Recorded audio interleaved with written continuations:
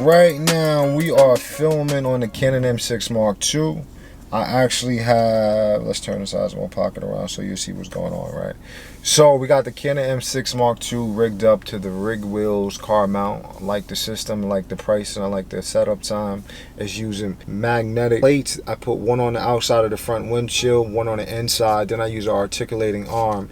It did come with an articulating arm, but theirs was a little long. I'd rather go with the short one. As you can see, it works perfectly.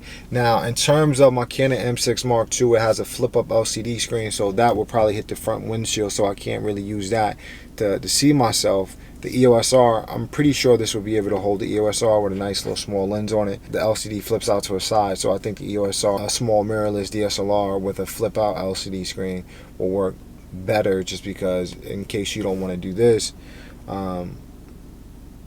you can just have one setup and check your focus. Now, as you see right now, I have my cell phone as a monitor using the Canon Connect app, which I think is dope because I can change the ISO, I can change the settings, I can change the shutter speed. I can do what I need to do in terms of, like right now, why is it at 40? So we're going to change it because we're shooting at 24 frames per second. And if we're trying to keep it cinematic, I'm going to shoot at double our frames per second, which should be 48, but this ain't my EOS R, this is not my C200, so we gotta shoot at 50, which is in most cases what you're gonna have to do on a DSLR or a small mirrorless camera. So with that said, this is the setup. I'm gonna do some driving around and we're gonna test this bad boy out, but I'm not gonna let you see where I live at, so I'm gonna turn on for a second. So be back.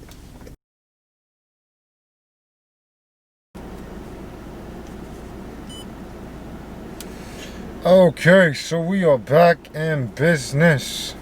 Let me take this mask off. Ooh. Alright, so as you can see from the setup, I have my Samsung S20 working as like a wireless monitor using the Canon Connect app. I got the M6 Mark II rigged up.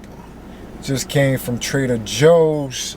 I got a shoot coming up later at the end of August in about 3 weeks, and I know we're going to do a few car scenes. And the thing about it is, what I'm always going to suggest, that it's a great time for content creators, storytellers, filmmakers, because there's so much new tech coming out that it's not always about buying the new or the latest camera. Like, I know it's the EOS R5, R6, Sony A7S III, and it's like, I got to buy this, I got to buy this.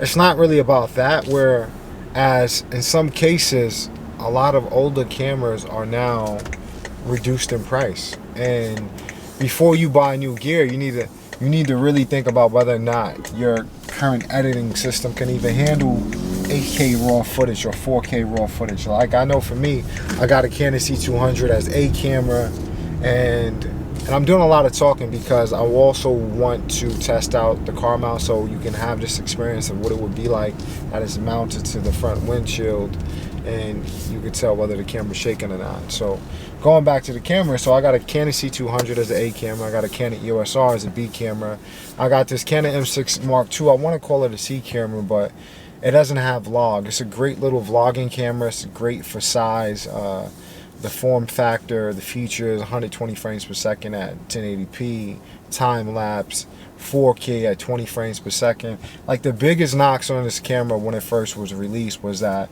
it didn't have 24 frames per second. As of now, they did update it, so I'm shooting right now at 24 frames per second. It didn't have, they put the hot shoot in a place where if I was using a shotgun mic on the top of the camera, it will block the flip up LCD screen.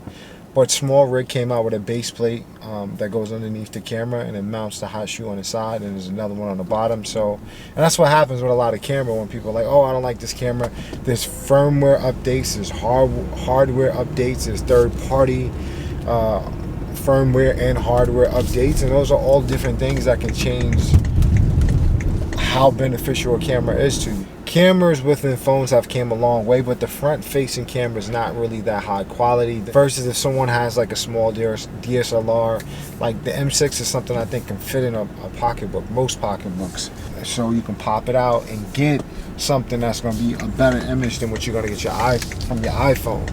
And don't be confused, like, I know iPhones might have higher resolutions, like my Samsung S20 can shoot 8K. But if I had to shoot content when I was traveling or vlogging, I'd rather use my Canon M6 Mark II because there's a bigger sensor in the camera. The bigger the sensor, the better it's going to be in low light, and most of the times it's going to be better dynamic range. Like cell phones are using codes and algorithms that kind of duplicate what you see in a DSLR or a mirrorless camera, so that's why phones now have better shallow depth of field, because they kind of cheating it, but it's not as good as what you're gonna get when you're using a DSLR. And I picked the M6 Mark II because I wanted like a pocket camera, but I wanted a pocket camera that can still get a shallow depth of field.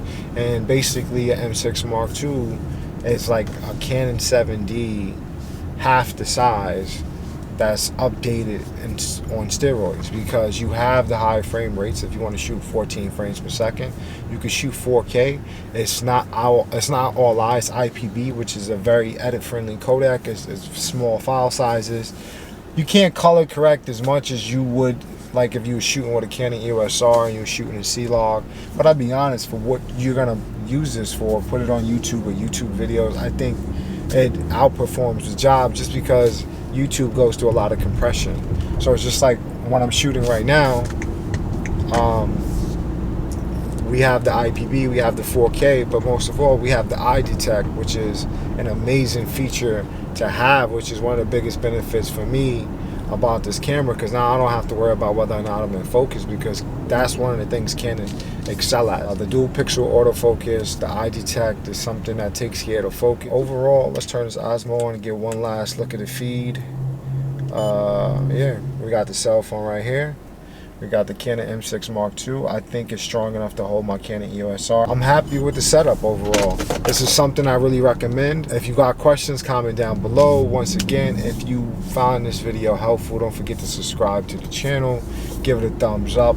Turn on notifications if you want to see more content. And there's one other thing, right? Turn on notifications. There's something else. I hear these YouTubers all the time, right? So I'm gonna figure this out by the next video. But with that said, just remember, there's no such thing as a perfect camera. There's no such thing as a perfect equipment. I'm gonna say this a lot, and it's really what is the perfect tools to help you tell your story, right? So it's not about price. It's not how cheap. It's not how expensive. It's just about finding the things that are gonna efficiently and effectively help you tell your story. So until next time, keep creating, stay creative.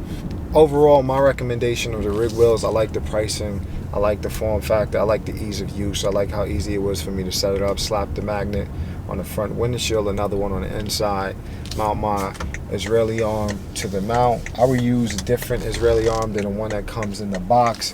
It's a nice benefit because it's free $99, but I prefer to go with something a little bit more expensive, just because you could use Israeli arms for so many different things. I don't think you need a long one with this mount, just because it's on over the dashboard, front windshield. You want it to be a little bit back unless you're shooting with a super wide lens.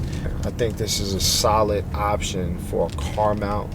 I'm gonna put links in the description box, so you can, anything that I talked about in this video, feel free to check out.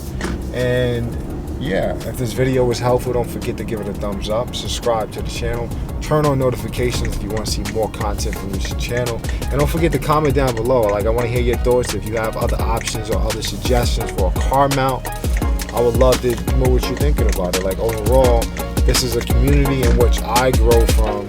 I hope you grow from. So let's continue to help each other build.